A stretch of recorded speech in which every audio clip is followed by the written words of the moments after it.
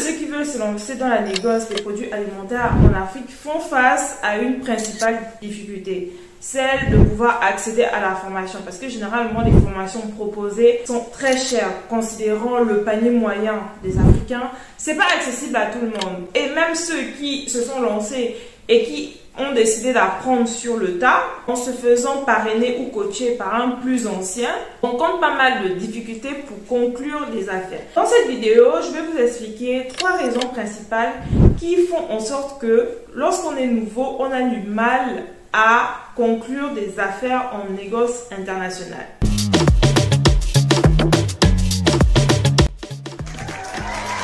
Si c'est la première fois que vous regardez cette chaîne, je vous souhaite la bienvenue. Je suis Lomi Litou, votre coach en stratégie business. Donc vous êtes sur la Diasponaise, c'est la chaîne des entrepreneurs africains. Autant pour vous qui êtes sur le continent que pour nous qui sommes dans la diaspora. Ici, on aborde différents thèmes. Import-export, logistique, négoce international, e-commerce, etc. Et on a même, en plus de cela, un podcast chaque lundi matin pour des conseils, mindset et bien-être de l'entrepreneur. Donc, si c'est des thématiques qui vous intéressent, je vous invite à vous abonner et à activer la petite cloche de notification pour ne rien rater.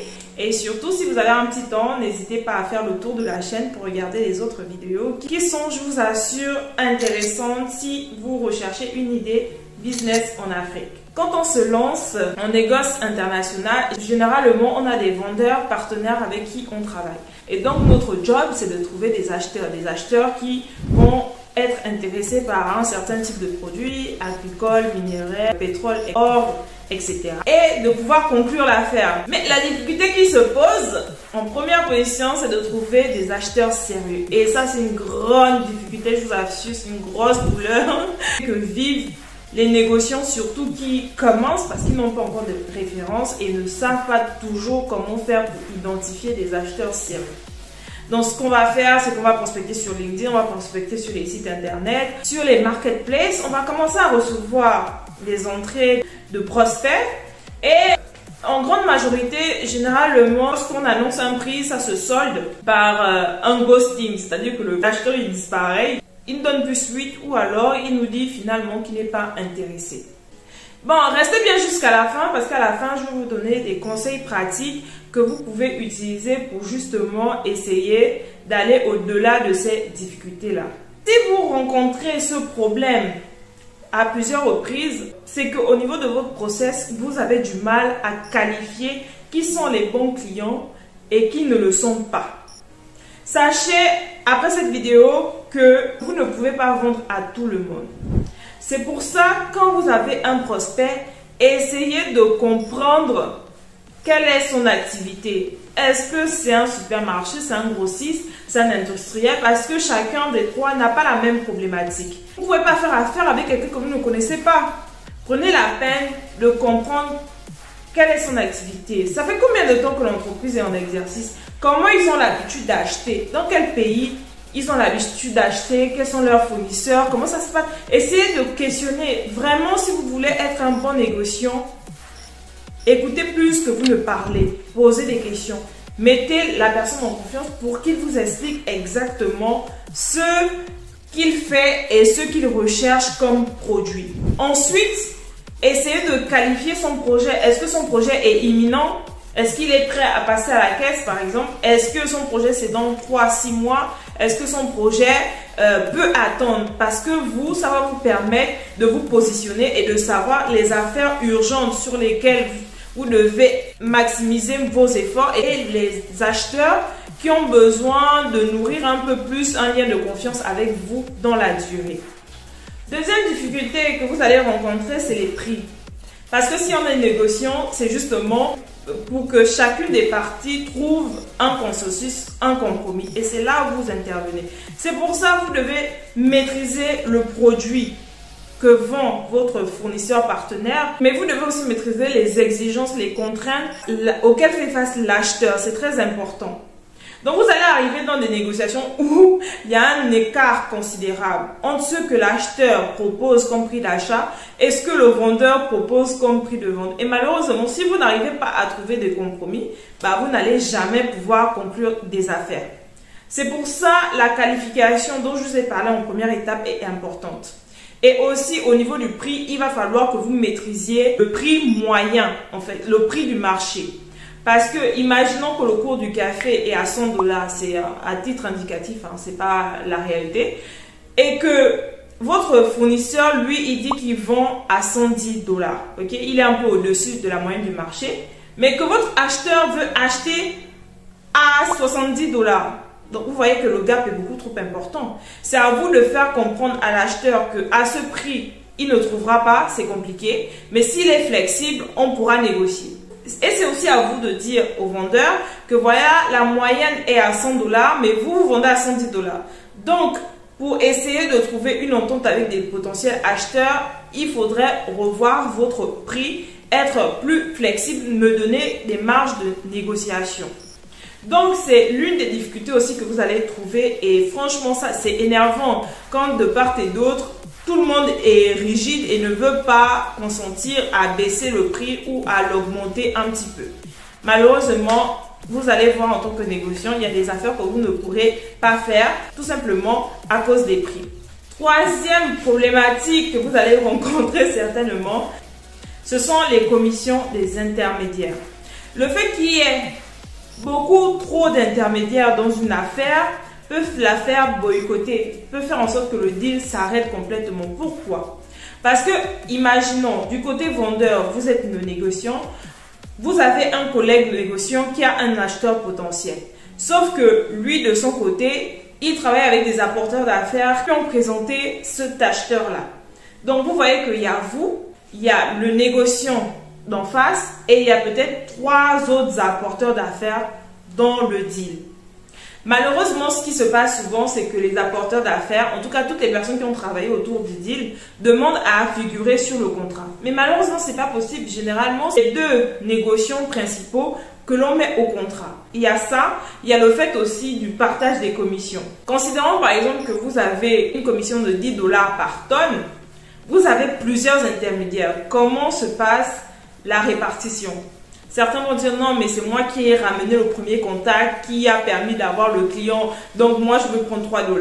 L'autre va dire mais non, c'est moi qui suis le contrat, c'est moi qui dois prendre les 3 $, vous prenez que 1 $. Et ce qui fait en sorte que parfois, de part et d'autre, l'acheteur et le vendeur veulent vraiment signer l'acte, faire le deal, mais comme parmi les intermédiaires, il y a beaucoup trop de gourmands, ça fait tout capoter l'affaire. C'est des choses auxquelles vous devez vous attendre et que vous allez très certainement vivre. La base de ce métier, c'est de négocier. Il faut que dès le départ, tout soit clair en termes de répartition de commission. Vous voyez donc que c'est vrai, lorsqu'on arrive à conclure un deal, c'est très intéressant. On va avoir une grosse somme sur notre compte bancaire, c'est très très bien. Mais avant d'y arriver là, il va falloir d'abord beaucoup charbonner et parfois, ça peut aller très vite. Parfois, vous avez des affaires qui mettent du temps, qui peuvent prendre 3 mois, 6 mois, 1 an avant de se conclure parce qu'il y a beaucoup d'entraves. Ce n'est qu'une liste exhaustive. Hein. Parfois, vous allez avoir aussi des difficultés au niveau des instruments de paiement où le vendeur et l'acheteur n'arrivent pas à s'entendre. Comme la lettre de crédit qui coûte cher à l'émission pour l'acheteur et qui très souvent ne souhaite pas utiliser ce moyen de paiement alors que côté vendeur, ça le rassure contre les risques impayés. Donc, c'est pas si facile. Hein. Il y a beaucoup de mécanismes qui sont derrière. Chaque affaire est différente. Et croyez-moi que les commissions, les grosses commissions que vous allez avoir vont justifier le travail préalable que vous allez faire. Bon, là, je vous ai parlé des difficultés. Maintenant, comme vous êtes resté jusqu'à la fin, je vais vous donner des conseils. Première chose, ce que je dis souvent, en affaires, on ne fait confiance à personne à part soi. Donc, même si que l'acheteur vous dit oui, je suis sérieux, que je vais faire ceci, la confiance n'exclut pas le contrôle. Donc, moi, le conseil que je vous donne, c'est de qualifier tous les acheteurs. Dans votre procédure de qualification, vous pouvez demander à l'acheteur son passeport pour savoir vraiment si c'est lui le décisionnaire de la société, pour savoir vraiment si c'est lui l'acheteur final et non un intermédiaire aussi, parce que très souvent ça arrive. Hein. Vous pouvez lui demander une CIS. La CIS, c'est la Client Information Sheet. Excusez mon accent franchi, mais en tout cas, c'est un document qui retrace un peu toutes les coordonnées de l'acheteur. Donc, on va avoir les informations concernant l'entreprise, concernant l'adresse de facturation, est-ce qu'il y a un siège, des succursales par exemple. Vous allez demander l'adresse par exemple de correspondance, etc. Et aussi par exemple les noms et les postes des différentes personnes qui vont intervenir dans la transaction. Parce que parfois dans les grandes entreprises, vous n'allez pas forcément avoir affaire directement au CEO. Vous allez avoir affaire au service approvisionnement, vous allez avoir affaire au service commercial, etc. Donc oui, vous pouvez prendre ces informations-là pour faire ce qu'on appelle une due diligence, pour vérifier en fait la conformité de toutes les informations données par votre acheteur. Parce que, attention, dans la négoce internationale, il y a beaucoup d'arnaques. Moi, j'ai entendu de ces histoires, des gens qui ont perdu tellement d'argent parce qu'ils avaient en face, en réalité, des entreprises fake et ils se sont fait avoir. Demandez aussi le certificat d'enregistrement de la société pour savoir si c'est une entreprise qui est légalement ouverte dans le pays où elle exerce. C'est très important. Ce sont autant de documents qui peuvent vous permettre déjà de voir si c'est une vraie entreprise, une entreprise sérieuse, qui a un vrai projet, mais aussi de filtrer parce qu'en réalité, un client qui vient vers vous par curiosité ne va pas se taper le luxe de prendre son temps pour vous envoyer tous ces documents alors qu'en réalité, il n'a pas d'intention d'achat. Vous voyez? Donc, appliquer ceci, ça peut vous aider à filtrer et à gagner du temps vis-à-vis des acheteurs qui ne savent pas ce qu'ils veulent ou qui se jouent les visiteurs du dimanche. Deuxièmement, la solution pour les prix, c'est de connaître le marché.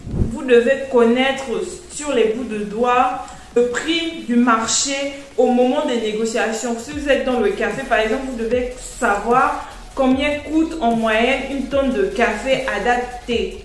Le coût moyen du café, c'est aussi ça le fait d'être négociant. Il faut montrer que vous maîtrisez le marché. Parfois, les acheteurs ne maîtrisent pas. Donc, du coup, eux, ils vont donner un prix qui ne s'aligne pas au prix du marché. Et c'est souvent compliqué pour les vendeurs de pouvoir satisfaire leurs exigences. Donc, c'est à vous, en tant que négociant, de conseiller vos acheteurs et de dire que non, à ce prix, ce ne sera pas possible.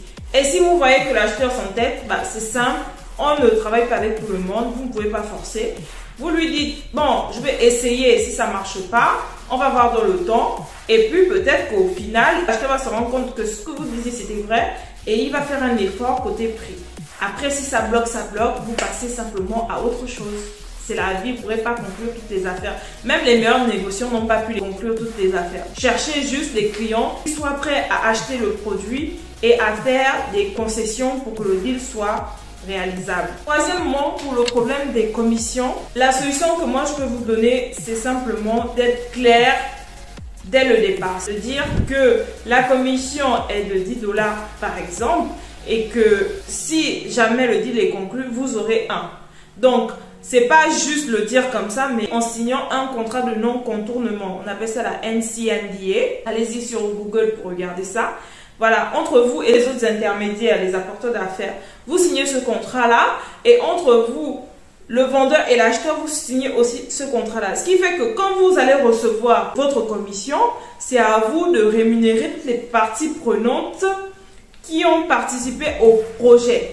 Maintenant, il faut être de bonne foi parce que si vous ne l'êtes pas, les prochaines affaires, les autres ne vous feront pas confiance. Et c'est pour ça maintenant, beaucoup d'intermédiaires préfèrent avoir leur nom sur le contrat principal, alors que ce n'est pas possible. Pour résoudre ce problème, c'est vraiment une histoire de confiance et de respect d'engagement. Respectez les engagements, la parole que vous donnez aux gens et vous allez voir que pour toutes les affaires, ils vont vous faire confiance et il n'y aura pas de discorde en termes de participation à la commission, tout simplement parce que dès le départ, ce sera clair pour tout le monde. Voilà ce que j'avais prévu pour vous aujourd'hui. J'espère que cette vidéo a été édifiante et que ça vous a permis de visualiser un peu ce qui vous attend pour vous, les futurs négociants. Et ça vous a permis aussi, à vous qui êtes déjà là, de pouvoir retirer des informations qui vont vous aider à décanter certaines situations. En tout cas, je vous le souhaite. Et puis, si vous souhaitez intégrer le réseau de négociants que j'ai créé, je vais mettre en barre de description un lien. Vous pouvez m'écrire directement pour m'expliquer quel produit vous vendez et comment vous le vendez, donc la procédure.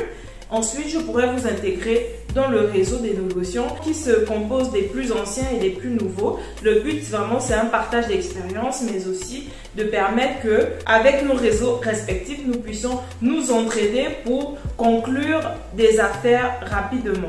Si cette vidéo vous a plu, je vous invite à liker et à partager. N'oubliez pas de vous abonner et à me dire ce que vous en pensez dans les commentaires. Si vous avez une offre d'achat ou de vente concernant des produits alimentaires, les minéraux ou les hydrocarbures, n'hésitez pas aussi à me contacter via le lien. Qui sait, peut-être à travers notre réseau d'apporteurs d'affaires, vous trouverez le client ou le fournisseur dont vous avez besoin. C'était Lomi Gitu, celle qui vous aide à écrire votre success story à l'africaine. Je vous dis à très bientôt pour une prochaine vidéo.